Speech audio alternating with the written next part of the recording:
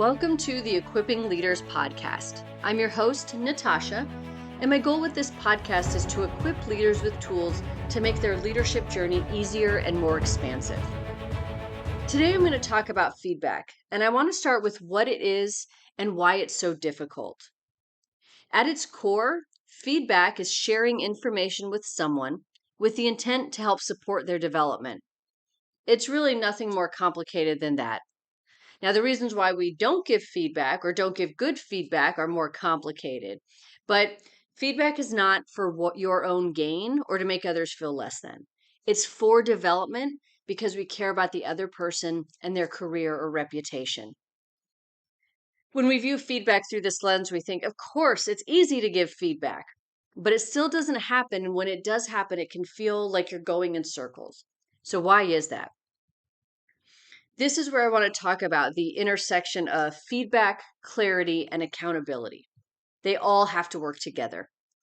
All feedback is for the purpose of development, and sometimes that's career development, and other times it can be development in someone's role. But it's hard to give feedback about performance when we haven't been clear about expectations and what accountability looks like. I heard a quote the other day that said, "I used to think communication was key until I realized that comprehension is. You can communicate all you want to someone, but if they don't understand you, it won't reach them the way you need it to." This is so important to remember when we're working on being clear, gaining accountability, and giving feedback. Also, saying something and then immediately asking the person if something is clear or if they understand it is not effective for several reasons. Specifically in North America, we're conditioned from a young age in our school systems to not cause additional strife or pushback or work for those in positions of authority, even if we don't understand what's going on. We just go with it because there's a chance that we'll be able to use context clues to figure it out.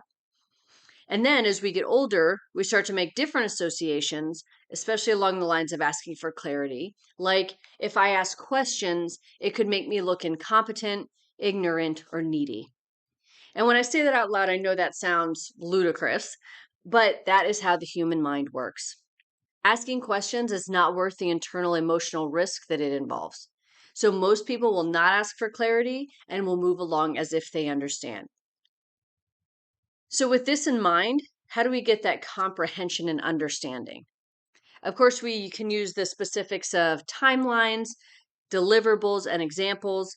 Those examples, though, they need to be specific to the person in that role. It can't be some other magical example that the person cannot easily grasp onto. That's not super helpful. Oscar Trimboli said, "Details without meaning drain the energy of the listeners. Details with purpose can be an elegant way to communicate new ideas or old ideas with new meaning." You have the pieces of their role, like from their job description, and you can use that as the starting point you build clarity around. When we have clarity around these things, then we can hold people accountable and we can do it in a really honest way. We can also do it in a really positive way. Many times people hear accountability, and similar to feedback, their experience leads them to believe it's kind of this gotcha system or there's this negative association with it. But whether it's feedback or accountability, the way that we as leaders use these things are what ultimately make them impactful. Okay, this is where we're going to bring it back to feedback, which is made easier when we have been clear and have a system of accountability in place. If we have not been clear about expectations and what people are being held accountable to and for, that feedback session is going to feel like you're going in circles. However, if when you approached it, you made sure there was that comprehension, ensured you had that understanding, then you're going to actually be able to give someone feedback and it's going to land on them in a way that they can gain traction and we can all move forward from the feedback session. Another important aspect of feedback can be when you have permission to give someone else feedback. So you can ask if you can give the person feedback, and when they agree, you move forward with the feedback, right? And that's very common that you want to get that micro yes, make sure that someone's open to the feedback. However, as leaders, part of our responsibility, a big part of our responsibility, is to give people feedback, whether they want to hear it or not. This doesn't mean that we come in aggressive or unkind with the feedback. Instead, it means that we're required to understand those that we lead even more so we can ensure they get the feedback we're trying to deliver. So when we think about feedback, even like that, it's going back to that comprehension piece. If I have a direct report who says, "Oh, I'd love it if you gave me feedback directly," and then we don't really discuss that in advance, like what does that look like? What does that potentially mean? And they are maybe just in a place where they haven't received that type of feedback before, and then you go in and give them this really direct feedback, that can feel very jarring. And it can trigger the amygdala hijack, which is basically when our lizard brain takes over. We aren't really able to take in any more information, and we're not in a place where we can gain traction to move forward in a really positive way. Our brain is too busy in fight or flight.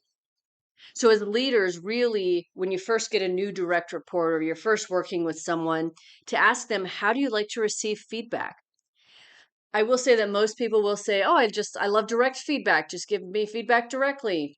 And so what I usually do is I'll say, "Okay, let's role play that for a minute. And I'm going to show you what that looks like from me." And then that also gives this additional piece of essentially consent and essentially of what they understand is coming when there's going to be a feedback conversation. And they can say, "Oh, actually, that's not how I'd like to receive feedback." Another thing you can do with that is you can try out different things, try out different ways people like to receive feedback. I say all this because it's really important to know that people are not always good at feedback, whether it's been giving others feedback or receiving feedback.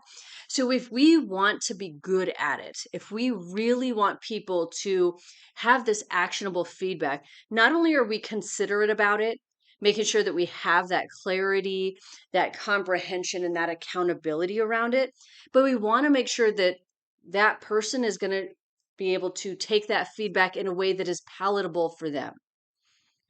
And I know that can sound like a lot of steps, but that is a big part of our responsibility as leaders. Sometimes it's getting people to where maybe they should be, right? Helping them overcome some of the professional baggage that they've come to this place with so that we can all move forward in a really positive way. And it's important to not give up on people when you feel like they're not taking feedback the first time, right? Sometimes it's a back and forth that you're going to try to work with them on and kind of see, how do we get to this place where you can take this really impactful feedback? Because my intent is to help you. And I need to make sure that I, as a leader, am coming from that place always, not just through my words, but of course through my actions, and that the other person can handle that as well.